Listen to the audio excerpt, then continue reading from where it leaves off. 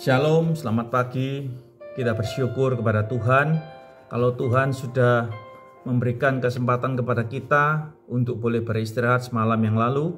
Dan pada pagi yang baru ini kita akan memulai segala aktivitas kita dengan terlebih dahulu merenungkan sebagian daripada firman Tuhan. Nah, firman Tuhan pada pagi ini terambil dari Lukas pasal 19 ayatnya yang pertama sampai dengan 10. Dan ayat perenungan kita ada di ayat yang ke-10. Demikian bunyi firman Tuhan. Sebab anak manusia datang untuk mencari dan menyelamatkan yang hilang. Saudara sekalian, judul perikop renungan kita pada pagi ini yaitu menyelamatkan yang hilang. Di Lukas pasal 19 ayat 1 sampai 10 tentunya cerita tentang Zakius ini sudah tidak asing bagi kita semua. Apalagi kita yang sejak sekolah minggu tentunya sudah pernah mendengar cerita tentang Zakius ini.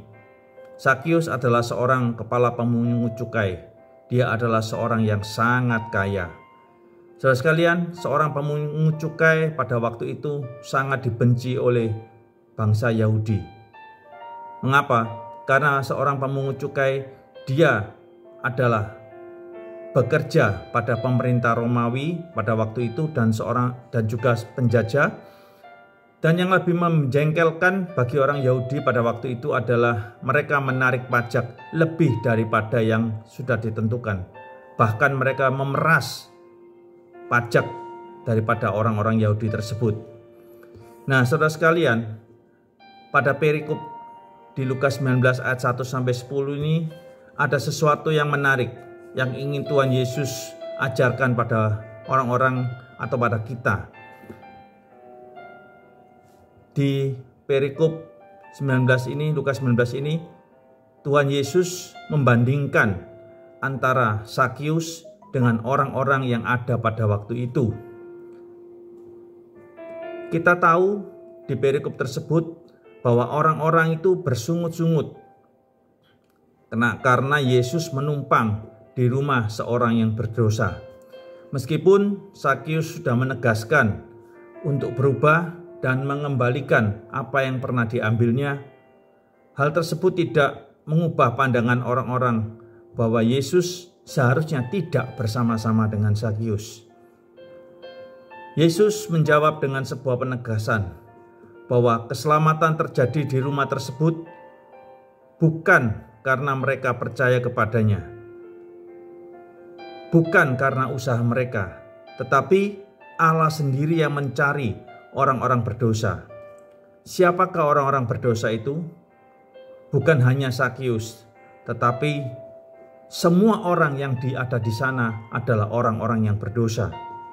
Sehingga Yesus datang untuk menyelamatkan mereka yang hilang, yaitu seluruh manusia yang telah hilang karena dosa.